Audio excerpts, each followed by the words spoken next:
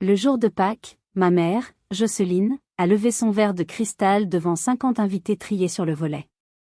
Elle portait une robe en soie que j'avais indirectement payée, dans une maison dont je réglais le crédit immobilier depuis 9 ans.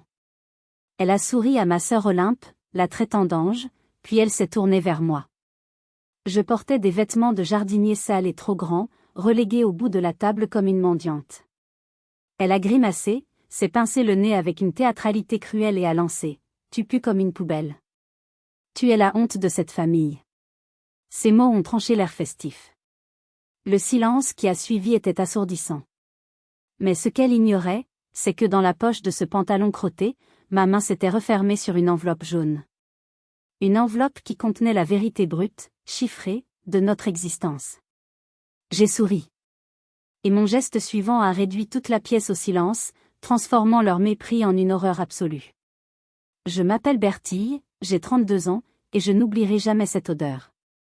Pas l'odeur des ordures qui imprégnaient ma peau ce jour-là, non. Mais l'odeur rance de l'hypocrisie qui flottait dans la salle à manger de mes parents à Vichy. Avant de vous raconter comment j'ai fait s'effondrer le monde de ma mère en une seconde, j'aimerais savoir d'où vous écoutez cette histoire. Je me sentais si seule ce jour-là, isolée au milieu de ma propre famille. Savoir que vous êtes là, à m'écouter depuis Paris, Montréal, Bruxelles ou ailleurs, me donne de la force. S'il vous plaît, dites-moi dans les commentaires votre ville et quelle heure il est chez vous actuellement. Cela signifie beaucoup pour moi. Ce matin-là, je suis arrivée à Vichy avec l'espoir stupide, cet espoir tenace et pathétique des enfants mal aimés, que peut-être, cette fois, ce serait différent. Je suis commissaire au compte à Lyon. Mon métier consiste à vérifier la sincérité des chiffres, à traquer les anomalies, à faire éclater la vérité financière. Ironique, n'est-ce pas? Dans ma vie professionnelle, je suis respectée, crainte même, pour ma rigueur et mon intégrité. Mais dès que je franchis le seuil de la maison familiale, je redeviens la petite Bertille, l'accident, l'enfant de trop, celle qui n'a pas le charme solaire d'Olympe. Je me revois assise à cette table. Les nappes étaient d'un blanc immaculé, brodées à la main. L'argenterie brillait sous la lumière du lustre en cristal. Il y avait des compositions florales de jonquilles et de tulipes qui célébraient le printemps, la résurrection, la vie. Et au milieu de cette splendeur bourgeoise, il y avait moi. Sale. Humiliée.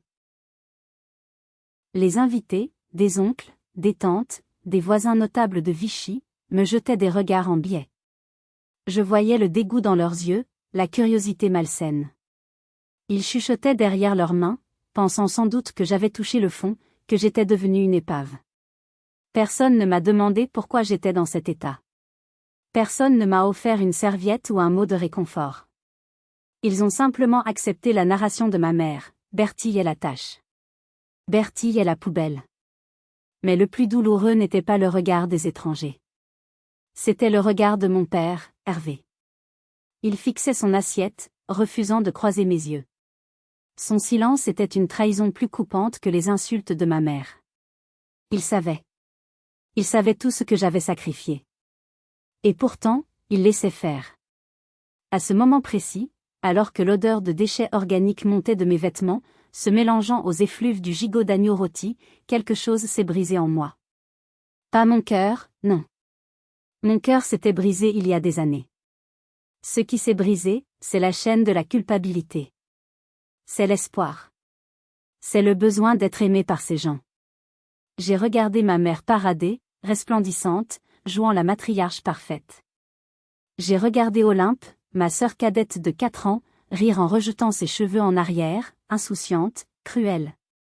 Et j'ai réalisé que je n'étais pas la poubelle. J'étais la banque. Et la banque venait de décider de fermer ses guichets. Définitivement. Pour comprendre comment nous en sommes arrivés à ce désastre de Pâques, il faut remonter le temps. Il faut comprendre la dynamique toxique qui a empoisonné notre famille depuis ma naissance. J'ai grandi dans l'ombre d'Olympe. Elle est née quand j'avais 4 ans, et dès son premier cri, elle a capturé toute la lumière de la maison. Olympe était l'enfant doré. Elle avait des boucles blondes, un rire cristallin, et une capacité innée à manipuler les émotions de nos parents. Elle voulait être actrice, chanteuse, danseuse étoile. Elle changeait de rêve chaque semaine, et mes parents applaudissaient à chaque caprice comme s'il s'agissait d'un exploit. Moi? J'étais Bertille. Sérieuse. Introvertie. On disait de moi que j'étais facile à vivre, ce qui est le code parental pour dire négligeable. Je n'avais pas de talent artistique. J'aimais les mathématiques, l'ordre, la logique. Quand j'apportais un bulletin scolaire rempli de 20 sur 20, ma mère disait distraitement, « C'est bien, ma chérie. Oh, regarde, Olympe a dessiné un chat. C'est magnifique, n'est-ce pas? On dirait du Picasso. » Cette indifférence a creusé un trou béant dans ma poitrine. Un vide que j'ai passé ma vie d'adulte à essayer de combler. J'ai cru, naïvement, stupidement, que si je devenais indispensable, il finirait par m'aimer. Si je ne pouvais pas être admirée pour mon charme, je serais respectée pour mon utilité. C'est ainsi que je suis devenue le pilier invisible de la famille. La fille sage. Celle sur qui on peut compter, mais qu'on n'invite pas à danser. J'ai suivi des études difficiles. J'ai travaillé dur, sacrifiant mes week-ends et mes vacances pour obtenir mon diplôme d'expertise comptable. Je voulais réussir, non pas pour la gloire ou l'argent en soi, mais pour voir, ne serait-ce qu'une fois, une lueur de fierté dans les yeux de ma mère. Je voulais qu'elle me regarde comme elle regardait Olympe. Mais ça n'est jamais arrivé. Quand j'ai obtenu mon poste prestigieux à Lyon, ma mère a commenté, « Lyon? C'est si industriel, si gris. Tu vas t'ennuyer à mourir avec tous ces chiffres. Olympe, elle, va aller à Paris. Elle est faite pour la lumière. » Olympe, à 28 ans, se définit comme comédienne. En réalité, elle n'a jamais décroché un vrai rôle. Elle court les castings, dépense des fortunes en cours de théâtre, en book photo, en vêtements de marque pour se vendre. Elle vit dans un fantasme, entretenu par mes parents qui refusent de voir la réalité. Pour eux, Olympe est une star en devenir qui a juste besoin d'un peu plus de temps. Pour eux, je suis le tiroir-caisse. J'ai développé ce que mon thérapeute appelle le « syndrome de la fille parfaite ». Je pensais pouvoir acheter leur affection. Chaque cadeau, chaque virement, chaque problème résolu était une transaction émotionnelle. Je leur donnais de la sécurité, j'espérais de l'amour en retour. Mais le taux de change était truqué. Je donnais de l'or, je recevais du plomb. Je me souviens d'un Noël, il y a 3 ans. J'avais offert à ma mère un sac de luxe qu'elle convoitait depuis des mois. Elle l'a ouvert, a souri poliment et a dit « Merci, Bertille. C'est pratique. » 5 minutes plus tard, Olympe lui a offert un poème mal écrit sur une feuille de papier libre. Ma mère a pleuré. Elle a serré Olympe dans ses bras en sanglotant, « C'est le plus beau cadeau du monde. Tu as une âme si sensible, ma chérie. » J'étais assise là, avec mon sac à 2000 € posé négligemment sur le canapé, et je me sentais invisible. J'étais le distributeur automatique. On appuie sur le bouton, l'argent sort, on ne dit pas merci à la machine. On s'énerve juste quand elle est vide. J'aurais dû comprendre alors. J'aurais dû partir. Mais la culpabilité est une chaîne puissante, forgée dans l'enfance, et il m'a fallu un événement cataclysmique, une humiliation publique le jour de Pâques, pour enfin trouver la clé. Le véritable piège s'est refermé sur moi en 2016. J'avais 23 ans, je venais tout juste de commencer ma carrière. J'étais jeune, pleine d'ambition, et je venais de toucher mes premiers vrais salaires. Je me sentais adulte, capable. C'est alors que le drame a frappé. Mon père, Hervé, a perdu son poste de cadre logistique dans une entreprise de transport. À 53 ans, le coup a été brutal. Le chômage des seniors est une réalité impitoyable en France. Il a envoyé des centaines de CV, passé quelques entretiens humiliants, mais personne ne voulait d'un homme de son âge, jugé trop cher, trop vieux, trop lent. La situation financière de mes parents s'est dégradée à une vitesse vertigineuse. Ils avaient toujours vécu au-dessus de leurs moyens, soucieux de maintenir leur statut dans la petite bourgeoisie de Vichy. Les apparences étaient tout pour ma mère. La belle maison, les dîners, les vêtements, la voiture. Ils n'avaient aucune épargne de précaution. Rien. Un week-end, je suis rentrée à la maison et j'ai trouvé ma mère en pleurs dans la cuisine. Elle tenait une lettre de la banque. Menace de saisie immobilière. On va tout perdre, sanglotait-elle. On va devoir vendre la maison. On va devoir aller vivre en HLM. Je ne survivrai pas à la honte, Bertille. Je préfère mourir. Je vais me jeter dans l'Allier si on perd cette maison. Le chantage affectif était grossier, mais à 23 ans, j'étais terrifiée. Je ne pouvais pas laisser mes parents à la rue. Je ne pouvais pas porter la responsabilité de la dépression ou du suicide de ma mère. J'ai regardé mon père, effondré sur sa chaise, l'ombre de lui-même. Je vais vous aider, ai-je dit. Des mots qui ont scellé mon destin pour la décennie suivante. J'ai proposé un arrangement. Je prendrai en charge les mensualités du crédit immobilier. 800 € par mois. C'était énorme pour moi à l'époque, c'était presque un tiers de mon salaire net de débutante. C'est un investissement, avais-je menti pour préserver la fierté de mon père. Quand vous vendrez la maison plus tard, ou quand vous irez mieux, vous me rembourserez. Ils ont accepté avec un soulagement qui ressemblait à de l'avidité. Pas de « merci ma fille », pas de « tu nous sauves la vie ». Juste « heureusement que tu es là, on ne pouvait pas laisser Olympe sans toi ». Car oui, Olympe vivait encore là, à 19 ans, naviguant entre 2 années sabbatiques et des études de théâtre vague, sans jamais contribuer d'un centime. Ce qui devait être une aide temporaire est devenu permanent. 800 € pour le crédit. Puis, petit à petit, d'autres charges se sont ajoutées. La taxe foncière ? Au Bertille, c'est ce mois-ci, on est un peu juste. L'assurance voiture ? Bertille, tu ne veux pas que ton père perde sa mobilité ? Les factures d'énergie qui explosaient parce que ma mère chauffait la maison à 24 degrés ? Bertille, on ne va pas mourir de froid. Et bien sûr, les dépenses pour Olympe. Elle a besoin de photos professionnelles pour son book, c'est 500 €, c'est pour son avenir. Elle doit aller à Paris pour un stage, le train est cher. Pendant 9 ans, j'ai payé. J'ai tenu des comptes précis, par déformation professionnelle. Crédit immobilier, 86 400 €. Taxe foncière, 18 000 €. Facture courante et assurance, 45 000 €. Aide ponctuelle et argent de poche, pour Olympe, 66 600 €. Total, 216 000 €. 216 000 €. J'aurais pu acheter mon propre appartement à Lyon. J'aurais pu voyager autour du monde. J'aurais pu investir. Au lieu de cela, je vivais dans un petit 2 pièces locatif, je conduisais une vieille Clio d'occasion, je ne partais jamais en vacances, je m'habillais chez Zara pendant les soldes. Tout mon argent partait dans le trou noir de Vichy, pour maintenir l'illusion que mes parents étaient toujours riches, que ma mère était toujours une grande dame, et qu'Olympe était une princesse. Et le pire ?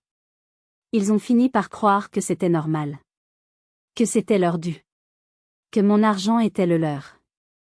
Ils ont oublié que je faisais un sacrifice. Pour eux, j'étais juste riche et radine, car je refusais parfois les demandes les plus extravagantes. Tu gagnes bien ta vie, disait ma mère avec mépris quand je refusais de payer un nouveau canapé. Ne sois pas égoïste. La famille, c'est le partage. Le partage à sens unique. Jusqu'à ce fameux coup de téléphone avant Pâques. C'était le mardi avant Pâques. Je travaillais tard au cabinet, entouré de dossiers d'audit, la lumière bleue de l'écran étant ma seule compagnie. Mon téléphone a vibré. C'était Olympe. J'ai hésité à répondre. Ces appels signifiaient toujours 2 choses, elle voulait de l'argent, ou elle voulait se plaindre que je ne donnais pas assez d'argent. Allô, ai-je répondu, ma voix déjà tendue. Bertille. Sa voix était mielleuse, trop aiguë, un mauvais jeu d'actrice. Tu viens pour Pâques ce week-end, n'est-ce pas ?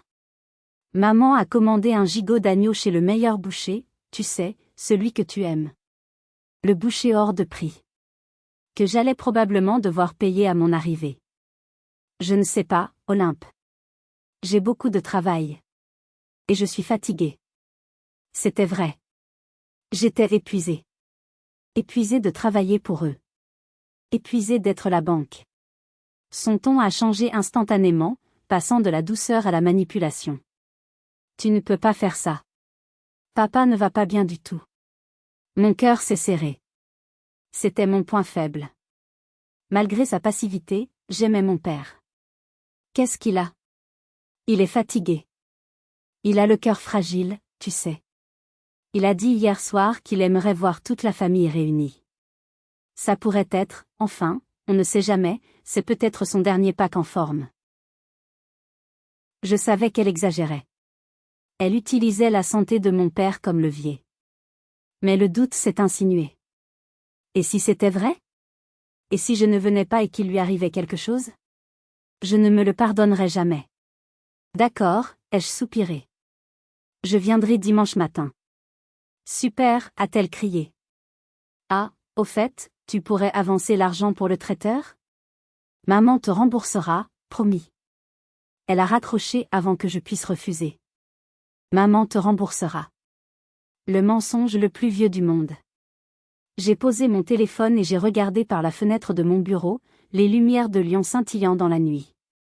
Une colère froide, nouvelle, a commencé à monter en moi. J'en avais assez. Assez des mensonges. Assez de la manipulation. J'ai ouvert un dossier sécurisé sur mon ordinateur personnel. Le dossier nommé « Famille ». À l'intérieur, 9 ans de relevé bancaire. 9 ans de preuves.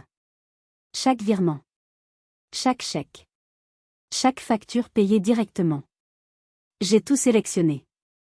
J'ai appuyé sur « Imprimer ». L'imprimante a ronronné, crachant feuille après feuille. Le bruit était rythmique, apaisant.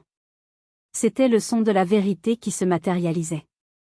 J'ai passé la soirée à tout classer, à surligner en rouge les dépenses les plus frivoles d'Olympe et de ma mère. Le spa à 150 €. Les chaussures d'Olympe à 300 €. Le voyage spirituel de ma mère en Toscane, 1200 €. Tout y était. Une comptabilité macabre de mon exploitation. J'ai mis le tout, une liasse épaisse de plus de 100 pages, dans une grande enveloppe jaune cartonnée. Mon intention n'était pas de faire un scandale public. Pas encore. Je voulais prendre mon père à part, après le repas, lui montrer les chiffres et lui dire « Papa, je t'aime, mais c'est fini. Je coupe les vivres. Tu dois savoir ce que ça m'a coûté. » Je voulais une discussion d'adulte à adulte. Je voulais de l'honnêteté. J'ai mis l'enveloppe dans mon sac à main, à côté de ma trousse de maquillage. Je me sentais comme un soldat qui charge son arme avant la bataille. Je ne savais pas encore que je n'aurais pas l'occasion d'avoir cette conversation privée. Je ne savais pas que la cruauté d'Olympe et de ma mère allait m'obliger à utiliser cette enveloppe comme une bombe atomique. Le dimanche de Pâques, j'ai pris la route tôt. Les 2 heures de trajet entre Lyon et Vichy se sont passées dans un brouillard d'anxiété. J'avais la gorge nouée. J'avais mis une belle robe bleu marine, simple mais élégante, et des chaussures à talons. Je m'étais coiffée avec soin. Je voulais arriver la tête haute. J'avais même acheté une bouteille de Grand Cru et des chocolats fins pour Olympe, malgré tout. Quand je suis arrivée devant la grille en fer forgé de la maison familiale, cette maison que je payais, j'ai senti mon estomac se tordre. La maison était belle, imposante, avec ses volets repeints récemment, avec mon argent, et son jardin impeccablement entretenu. De l'extérieur, c'était l'image parfaite de la réussite et du bonheur familial. À l'intérieur, c'était un théâtre d'ombre. Je me suis garée. Olympe est sortie sur le perron. Elle portait une robe pastel magnifique, couleur pêche, qui mettait en valeur son teint. Elle était radieuse. Et elle m'a regardé descendre de ma vieille Clio avec un petit sourire en coin, un mélange de pitié et de mépris. « Tu es en retard », a-t-elle lancé en guise de bonjour, sans m'embrasser. Les invités arrivent dans 1 heure. Maman est stressée. Pas de « bonjour Bertille », pas de « merci d'être venue ». Juste des reproches immédiats. Je suis entrée dans le hall. L'odeur de cire et de fleurs fraîches m'a saisie. Ma mère a surgi de la cuisine, un tablier sur sa tenue de fête. « Ah, tu es là », a-t-elle dit, me scannant de la tête aux pieds. Son regard s'est arrêté sur mon visage. « Tu as l'air cerné. Tu travailles trop. Ça te vieillit. Regarde Olympe comme elle est fraîche. Toi, tu as le teint gris des bureaux. » J'ai tendu la bouteille de vin. « Bonjour maman. Joyeuse Pâques. » Elle a pris la bouteille sans la regarder et l'a posée sur une console. « Merci. Dis-moi, tu as pensé au chèque pour le traiteur ? Il vient de livrer les entrées, je lui ai dit de repasser tout à l'heure. Pas 5 minutes. Je n'étais pas là depuis 5 minutes qu'on me demandait déjà de l'argent. Bonjour papa, ai-je dit, voyant mon père descendre l'escalier. Il avait l'air fatigué, vieilli, mais pas mourant comme Olympe l'avait prétendu. Il m'a fait une bise maladroite, fuyante. Bonjour Bertille. La route a été bonne? Oui, papa. Ça va. Bon, assez de bavardage, a coupé ma mère. On est en retard. Olympe, va te recoiffer, une mèche dépasse. Bertille, viens m'aider à la cuisine. Il faut sortir les poubelles, ça sent le poisson dans toute l'arrière-cuisine, c'est insupportable. J'ai soupiré. J'étais l'invité qui payait tout, mais j'étais aussi la bonne à tout faire. J'ai posé mon sac à main avec l'enveloppe précieuse sur une chaise dans l'entrée, et je suis allé vers mon destin. Vers la cuisine, et vers l'incident qui allait tout changer. La cuisine était un champ de bataille culinaire. Des plats partout, des casseroles fumantes. Et une odeur entêtante, nauséabonde, qui provenait d'un grand sac poubelle noir posé près de l'évier. Il contenait tous les déchets de la préparation du repas de fête, les têtes et les entrailles des poissons pour la soupe, les épluchures de légumes, les restes de viande crue, le jus des crustacés. C'était un concentré de putréfaction organique qui avait mariné dans la chaleur de la cuisine. Sors ça immédiatement, m'a ordonné ma mère sans me regarder, occupée à dresser des canapés. Olympe ne peut pas le faire, elle vient de faire sa manucure et elle porte sa robe neuve. Toi, ça ne craint rien. Ça ne craint rien. Comme si moi, ma robe, ma dignité, n'avions aucune valeur. J'ai pris le sac. Il était lourd, gluant, et le plastique semblait tendu à craquer. J'ai retenu ma respiration. Passe par la porte de service qui donne sur le jardin, a crié ma mère. Je me suis dirigée vers la porte. Olympe était là, appuyée contre le chambranle, en train de picorer un toast au saumon. Elle me regardait lutter avec le sac puant. Fais attention, Cendrillon, a-t-elle ricané. Au moment où je passais à sa hauteur, tout s'est passé très vite, au ralenti dans ma mémoire. J'ai vu son pied bouger. Un mouvement subtil, délibéré. Sa chaussure à talons s'est glissée devant ma cheville. J'ai trébuché. Dans un réflexe désespéré pour ne pas m'étaler de tout mon long, j'ai serré le sac contre moi. C'était l'erreur fatale. Le plastique bon marché a cédé. Il n'a pas juste craqué, il a explosé sous la pression. Une cascade d'horreur s'est déversée sur moi. Un liquide brunâtre, huileux, puant la mort et le poisson pourri, a jailli sur ma poitrine, inondant ma robe bleu marine, coulant le long de mes jambes, s'infiltrant dans mes chaussures. Des têtes de crevettes se sont accrochées à mes cheveux. Des épluchures gluantes se sont collées à ma peau. Le choc a été thermique et olfactif. Le jus était tiède, écœurant. L'odeur m'a pris à la gorge, me donnant instantanément la nausée. Je suis restée figée, les bras écartés, dégoulinante d'ordures, au milieu de la cuisine immaculée. Ah, a crié Olympe. Mais ce n'était pas un cri d'horreur. C'était un rire. Un rire clair, cruel. Elle a reculé pour ne pas être éclaboussée. Oh mon Dieu, regardez-la. C'est dégueulasse. Ma mère s'est retournée. Elle a vu le désastre. Elle a vu le jus de poubelle sur son carrelage ciré. Elle n'a pas vu sa fille humiliée, tremblante, couverte d'immondices. Elle a vu une tache sur son décor parfait. Mais tu es idiote ou quoi, a-t-elle hurlé, le visage déformé par la rage. Regarde ce que tu as fait. Tu as sali toute ma cuisine. Ça pue. Ça pue la mort. Sors. Sors immédiatement. Olympe m'a fait un croche-pied. Ai-je balbutié, les larmes montant aux yeux, mélange de choc et de honte. Menteuse, a répliqué Olympe immédiatement, prenant un air outré. Je ne t'ai même pas touchée. Tu es juste maladroite et grosse, tu as trébuché toute seule. Maman, elle essaie de m'accuser. Arrête d'accuser ta sœur, a tranché ma mère. Tu es incapable de faire quoi que ce soit correctement.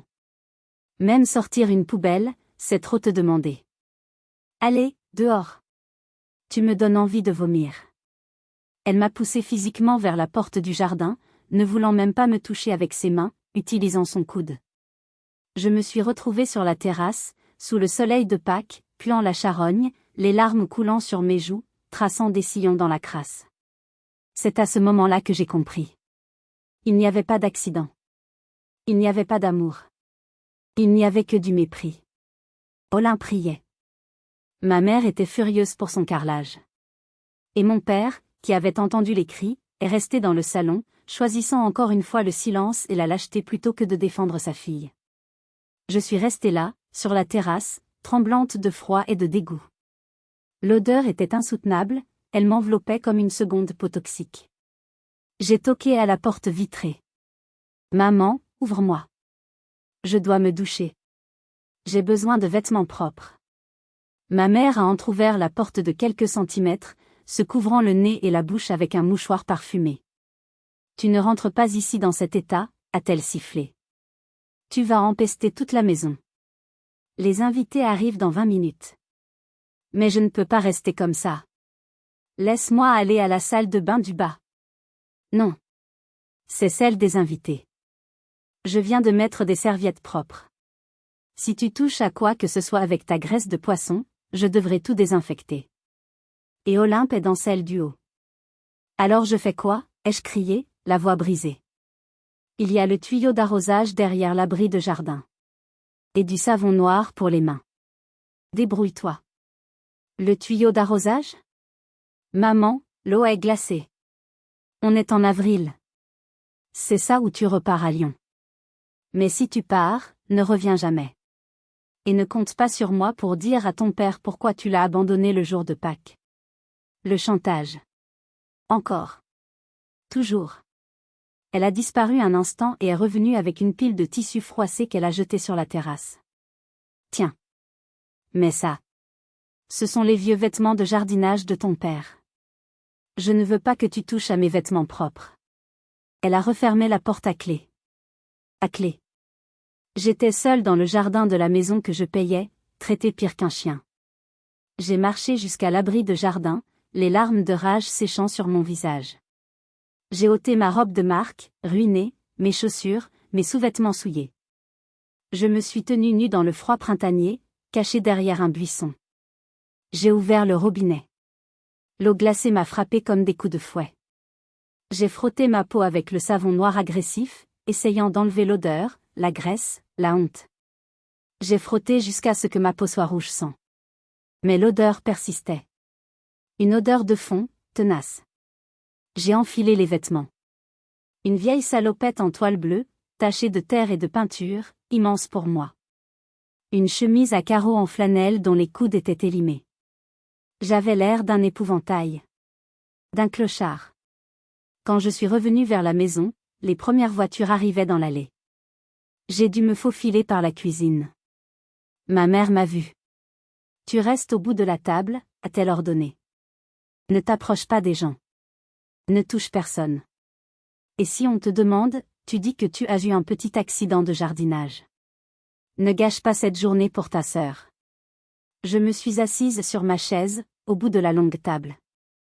Je voyais mon reflet dans la baie vitrée. Une femme brisée, ridicule, sale. Et là, je vous pose la question. Vous, qui m'écoutez. Que auriez-vous fait à ma place? Seriez-vous parti en courant? Auriez-vous hurlé?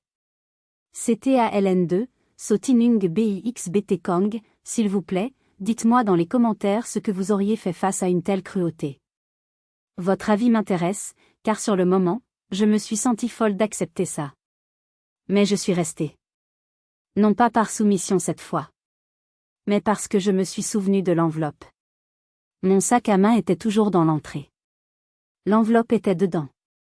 J'allais rester. J'allais boire le calice jusqu'à la lie. Et ensuite, j'allais leur faire avaler le verre brisé. Les invités ont rempli la maison. Tante Viviane, oncle Paul, les cousins, les voisins importants, le notaire de la ville. C'était le gratin de notre petite communauté. Tout le monde était sur son 31. Les femmes portaient des chapeaux, les hommes des cravates. L'ambiance était feutrée, polie. On s'embrassait, on se complimentait. Quand ils sont entrés dans la salle à manger, le contraste était saisissant. Olympe trônait près de mon père, magnifique dans sa robe pêche, rayonnante, jouant parfaitement son rôle de fille chérie. Et moi, au bout de la table, dans ma salopette de chantier, les cheveux encore humides et mal coiffés, dégageant une odeur suspecte de poisson et de savon noir. Les regards se sont posés sur moi. Des regards choqués, amusés, dégoûtés. Oh, Bertille, a commencé ma tante Viviane, une femme gentille mais influençable. Qu'est-ce qui t'est arrivé? Tu faisais des travaux? Avant que je puisse répondre, ma mère a intervenu, sa voix forte et claire, couvrant la mienne. Oh, ne faites pas attention à elle. Elle a ri, un rire nerveux et faux. Bertille est dans sa phase, nature. Elle insiste pour porter ses vieilleries. Elle dit que c'est plus confortable, qu'elle ne supporte plus les contraintes de la mode. Elle est devenue très bohème à Lyon. Un peu négligée, je le crains. Elle me faisait passer pour une excentrique, une folle, une souillon par choix. Ah, je vois, a dit le notaire en ajustant ses lunettes, me regardant comme si j'étais une bête curieuse. C'est original pour Pâques. Olympe a ajouté, avec un sourire innocent, oui, ma sœur a toujours été un peu spéciale. Elle ne comprend pas vraiment les codes sociaux, pauvre chérie.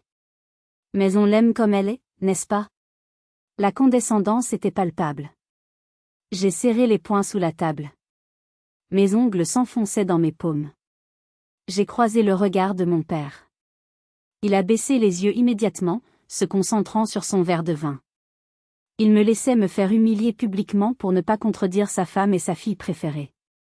Le repas a commencé. Les plats défilaient. Le saumon fumé, le foie gras. Tout ce que j'avais payé. Je n'ai rien avalé. J'avais une boule dans la gorge.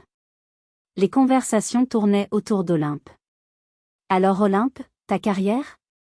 Oh, c'est merveilleux, mentait-elle effrontément. J'ai un agent fantastique à Paris. Je suis pressentie pour un rôle principal dans une série télévisée. Le réalisateur m'adore. C'est formidable, s'exclamaient les invités. Quelle fierté pour la famille. Personne ne m'a demandé comment allait mon travail. Personne ne m'a demandé si j'étais heureuse. J'étais le meuble gênant dans le coin de la pièce. J'attendais. J'observais. Je sentais l'enveloppe m'appeler depuis le couloir. Le moment approchait. Je le sentais dans l'air électrique. Ma mère avait bu plusieurs verres de vin. Elle était rougeaude, excitée, grisée par l'admiration des invités pour Olympe. Son ego gonflait. Et comme toujours, pour que son ego gonfle, il fallait qu'elle écrase quelqu'un. Et ce quelqu'un, c'était moi. Le moment fatidique est arrivé au moment du fromage. C'est toujours à ce moment-là que ma mère aime faire ses discours, quand l'audience est repue et légèrement ivre. Elle s'est levée, faisant teinter son couteau contre son verre de cristal. Le son cristallin a fait taire les conversations. Elle a lissé sa robe en soie, a pris une pose théâtrale, un sourire béat sur les lèvres. Mes chers amis, ma chère famille, a-t-elle commencé, sa voix vibrant d'émotions fabriquées. Quelle joie de vous avoir tous ici pour célébrer la résurrection du Seigneur. Pâques est un moment de renouveau, de lumière. Et Dieu sait que j'ai été bénie dans ma vie. Elle a fait une pause dramatique, ses yeux se mouillant de larmes artificielles. Elle a posé une main sur l'épaule d'Olympe. J'ai été bénie par cet ange. Olympe. Ma lumière. Ma fierté. Elle est la beauté et l'âme de cette maison. Elle se bat pour ses rêves, elle porte haut le nom de notre famille à Paris. Elle est la fille dont toute mère rêve. Tendre, présente, aimante. Olympe a baissé les yeux modestement, jouant la vierge effarouchée, alors qu'elle dévorait l'attention comme un vampire. Bravo, a murmuré quelqu'un. Puis, le visage de ma mère a changé. Le sourire s'est durci. Ses yeux se sont tournés vers le bout de la table. Vers moi. L'atmosphère dans la pièce s'est refroidie instantanément. Et Dieu nous envoie aussi des épreuves, a-t-elle continué, sa voix devenant acide. Pour tester notre patience. Notre charité chrétienne. Elle a pointé un doigt manucuré vers moi. Un doigt accusateur. L'autre? Bertille. Elle a prononcé mon nom comme si c'était une maladie. Regardez-la. Même le jour de Pâques, elle ne peut pas faire un effort. Elle vient ici, dans cette maison que nous maintenons avec tant de mal, et elle salit tout. Elle n'a aucun respect. Elle a pris une inspiration, et là, devant 50 personnes, elle a lâché la bombe. Tu es une honte, Bertille. Tu es froide, égoïste, calculatrice. Tu n'as jamais levé le petit doigt pour nous aider. Jamais. Tu gardes tout ton argent pour toi à Lyon, pendant que ta sœur et nous nous sacrifions. Et aujourd'hui, tu te présentes comme ça? Elle a fait une grimace de dégoût total, se bouchant le nez ostensiblement, imitant un geste qu'elle avait fait plus tôt, mais cette fois devant public. Tu pues, Bertille. Littéralement et figurativement. Tu pues comme une poubelle. Tu es le déchet de cette famille. Si tu n'étais pas ma fille, je te ferais jeter dehors avec les ordures que tu aimes tant. Le silence qui a suivi cette tirade était absolu. Mortel. Personne ne respirait. Les invités étaient pétrifiés, leurs fourchettes en l'air. C'était trop. C'était aller trop loin. Même pour eux, habitués au pic de ma mère, traiter sa fille de « poubelle » et de « déchet » en public était d'une violence inouïe. Mon père a fermé les yeux, comme s'il avait mal physiquement. Mais il n'a rien dit. Pas un mot. Assez, Jocelyne? Non. Rien. J'ai senti tous les regards sur moi. Ils s'attendaient à ce que je pleure. À ce que je m'enfuis en courant, humiliée. À ce que je crie. Mais étrangement, je n'ai rien ressenti de tout ça. La colère avait disparu. La tristesse avait disparu. À leur place, il y avait une clarté glaciale. Une détermination d'acier. Elle avait dit que je n'avais jamais levé le petit doigt. Elle avait dit que j'étais une poubelle. Très bien. J'ai repoussé lentement ma chaise. Le bruit des pieds de la chaise raclant sur le parquet a résonné comme un coup de tonnerre dans le silence. Je me suis levée. Lentement. Calmement. Je n'ai pas baissé les yeux.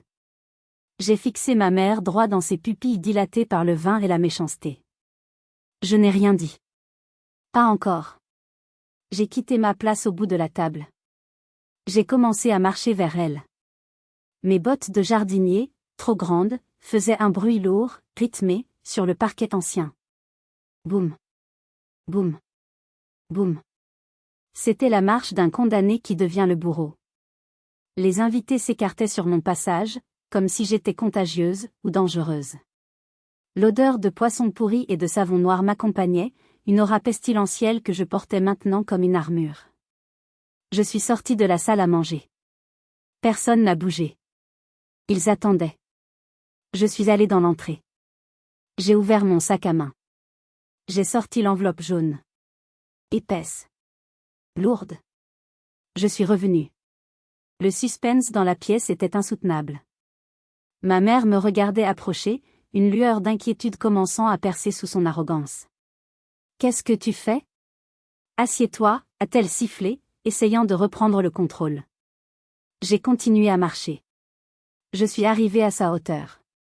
Je la dominais. Pour la première fois de ma vie, je me sentais grande. J'ai regardé l'assiette en porcelaine de Limoges devant elle. J'ai levé l'enveloppe. Et je l'ai laissée tomber. Clac. Le bruit sec de l'enveloppe lourde atterrissant sur la porcelaine fine a fait sursauter tout le monde. C'était un bruit définitif. Le bruit d'un jugement. Je me suis penchée vers elle. J'ai envahi son espace personnel. Elle a reculé par réflexe, dégoûtée par mon odeur. J'ai souri. Un sourire sans joie. Et j'ai parlé. D'une voix calme, posée, mais qui portait jusqu'au fond de la pièce. Une voix de commissaire au compte prononçant un verdict de faillite frauduleuse. Tu as raison, maman. Je suis une poubelle. J'ai fait une pause, laissant les mots s'imprégner. Mais tu as oublié une chose. Cette poubelle contient tes reçus. J'ai posé ma main sale sur l'enveloppe. Voici 9 ans de « jamais lever le petit doigt ». Voici le crédit de cette maison. Voici la voiture de papa. Voici tes vacances en Toscane. Voici les implants dentaires d'Olympe. Voici le traiteur d'aujourd'hui. Voici l'électricité qui éclaire cette pièce. J'ai balayé la salle du regard, incluant tous les témoins. 216 000 euros.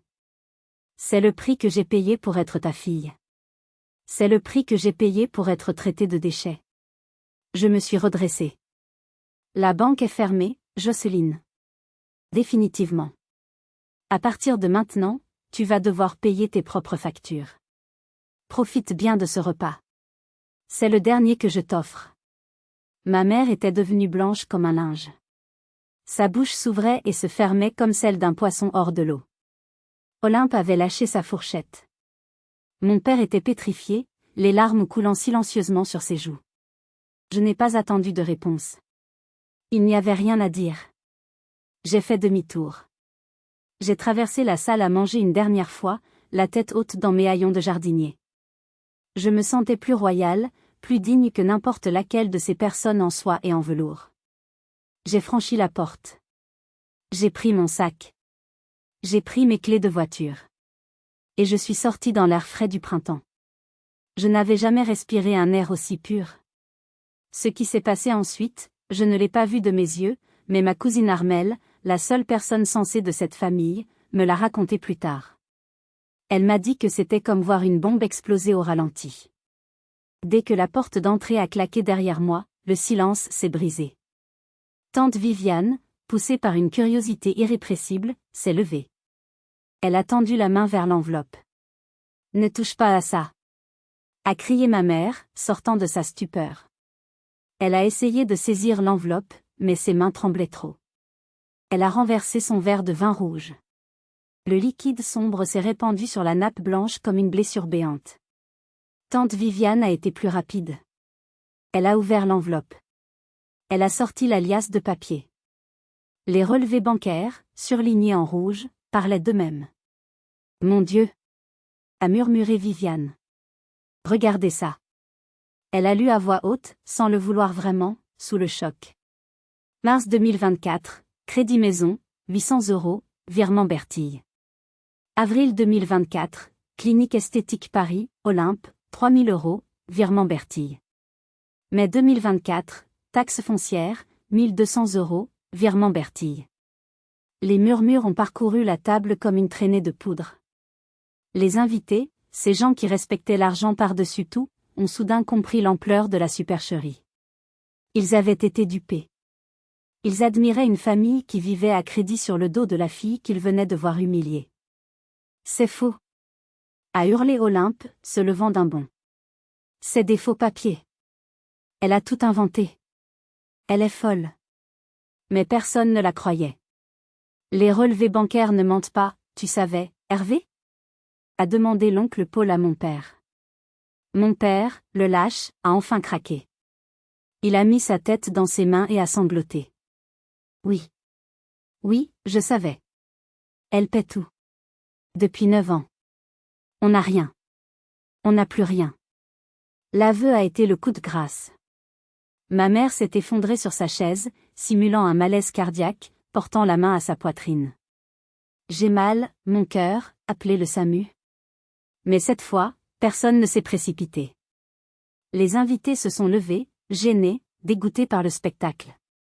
Ils ont commencé à partir, un par un, laissant le gigot d'agneau refroidir dans les assiettes. Le masque était tombé. La comédie était finie. La famille modèle de Vichy n'était qu'une escroquerie. Pendant ce temps, je roulais. Je roulais vite. J'avais quitté Vichy, laissant derrière moi les belles villas et les parcs soignés. J'étais sur l'autoroute vers Lyon. Je n'avais pas allumé la radio. J'écoutais le bruit du moteur et le battement de mon propre cœur. Au bout de 20 kilomètres, j'ai dû m'arrêter sur une aire de repos déserte. J'ai coupé le contact. Et là, j'ai hurlé. J'ai hurlé de toutes mes forces, un cri primal, animal, qui venait de mes tripes. J'ai frappé le volant avec mes poings jusqu'à ce que mes mains me fassent mal. Puis, j'ai pleuré. Mais ce n'étaient pas des larmes de tristesse. C'étaient des larmes de libération. C'était comme vomir un poison que j'avais ingéré pendant 3 décennies. Je pleurais l'enfant que j'avais été, cette petite fille qui attendait un câlin qui ne viendrait jamais. Je lui disais adieu. Je me suis regardée dans le rétroviseur. J'avais du maquillage qui coulait, je portais une salopette sale qui puait le poisson.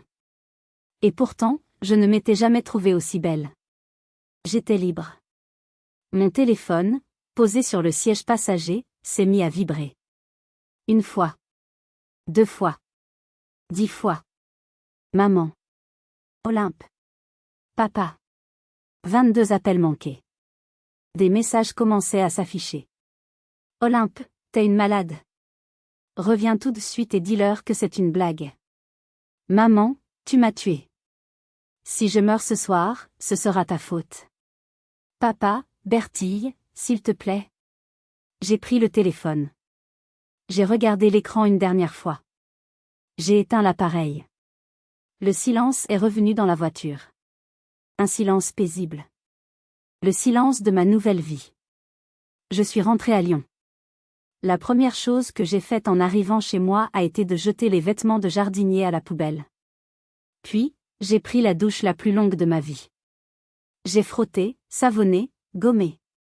J'ai regardé l'eau sale s'écouler dans le siphon, emportant avec elle l'odeur de Vichy, l'odeur de la honte, l'odeur de ma famille. Je suis sortie de la douche propre. Neuve. Renaissante. Les jours suivants ont été un tourbillon silencieux. J'ai bloqué les numéros de ma mère et d'Olympe. J'ai contacté ma banque pour m'assurer que toutes les procurations étaient révoquées. J'ai changé mes codes d'accès. J'ai érigé une forteresse financière autour de moi. 1 semaine plus tard, mon père est venu à Lyon. Il m'a attendu en bas de mon immeuble. Quand je suis descendue, j'ai été choquée par son apparence. Il semblait avoir vieilli de 10 ans en 7 jours. Il était voûté, ses vêtements étaient froissés. Il n'avait plus l'air du notable de province, mais d'un vieil homme brisé. Nous sommes allés dans un café. Il n'a pas commandé de café, juste un verre d'eau. Elles ne savent pas que je suis là, a-t-il dit, la voix tremblante. Je m'en doute, ai-je répondu froidement. Bertille? Je suis désolée. Il a pleuré. Des pleurs silencieux, misérables. Je suis un lâche. J'ai laissé ta mère te traiter comme un chien parce que c'était plus facile que de l'affronter. Parce que j'avais peur qu'elle me quitte. Parce que j'aimais l'illusion qu'on était encore quelqu'un. J'ai écouté. Ses excuses étaient sincères, je le sentais. Mais elles étaient trop tardives. C'est fini, papa, ai-je dit doucement.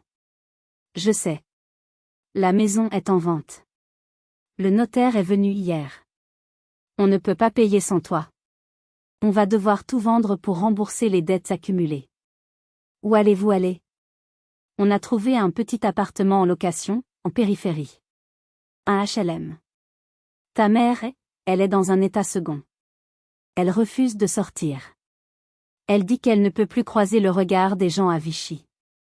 Tout le monde sait. Et Olympe? Il a eu un petit rire amer. Olympe a dû découvrir la vraie vie. Elle a pris un poste de serveuse dans un bar. Elle hurle tous les soirs qu'on a gâché sa vie, que c'est de ta faute si elle ne sera jamais actrice. Mais elle n'a pas le choix. Si elle ne travaille pas, elle ne mange pas. J'ai ressenti une pointe de satisfaction, je ne vais pas mentir. C'était la justice. Brutale, mais juste. Je ne veux plus les voir, papa. Ni maman, ni Olympe. C'est toxique. Ça me tue à petit feu. Il a hoché la tête. Je comprends. Je ne te demanderai pas de revenir. Mais moi, est-ce que je peux l'appeler? De temps en temps? En cachette? J'ai regardé cet homme, mon père, qui avait enfin trouvé un gramme de courage dans les décombres de sa vie. Oui, papa. Tu peux m'appeler. Mais ne me demande jamais d'argent. Et ne me parle jamais d'elle. Promis, a-t-il dit. Il a posé sa main sur la mienne. Pour la première fois depuis mon enfance, sa main était chaude, paternelle, et non pas une main qui demandait quelque chose. 1 an a passé. Nous sommes de nouveau à Pâques. Mais cette année, tout est différent. Je ne suis pas à Vichy. Je ne porte pas de vêtements sales.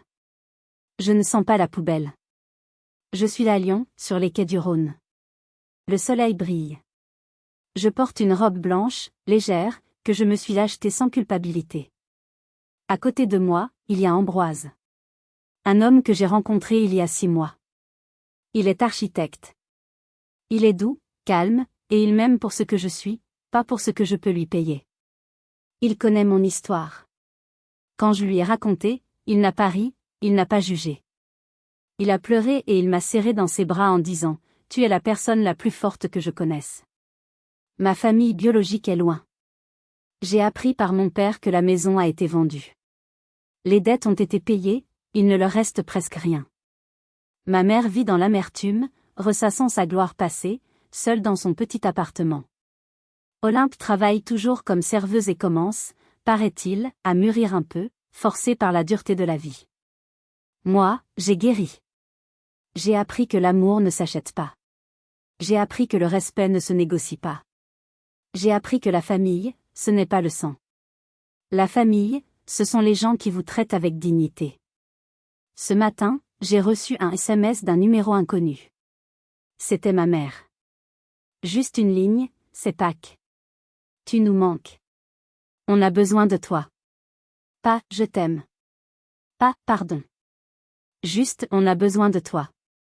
Le besoin. Toujours le besoin. J'ai regardé le message. J'ai regardé le fleuve qui coulait, emportant les feuilles mortes vers la mer. J'ai appuyé sur « Supprimer ». Puis sur « Bloquer ». J'ai pris la main d'Ambroise. « On va manger ?» lui ai-je demandé. « Oui », a-t-il souri. J'ai réservé une table. Et devine quoi? C'est moi qui invite. J'ai ri. Un rire libre, léger, heureux. Le rire d'une femme qui a enfin trouvé sa place. Merci d'avoir écouté mon histoire. Je sais qu'elle est difficile, mais je sais aussi que je ne suis pas seule. Il y a des milliers de Bertie dans le monde, des milliers de personnes qui se sacrifient pour des familles qui ne les méritent pas. Si cette histoire a résonné en vous, s'il vous plaît, aimez cette vidéo, abonnez-vous à la chaîne pour ne pas rater les prochaines histoires. Et surtout, partagez votre propre expérience dans les commentaires. Avez-vous réussi à couper les ponts? Comment avez-vous trouvé la force? Votre témoignage peut aider quelqu'un d'autre à se libérer. Rappelez-vous, vous valez mieux qu'un chèque. Vous méritez d'être aimé pour vous-même. Joyeuse Pâques à tous, où que vous soyez.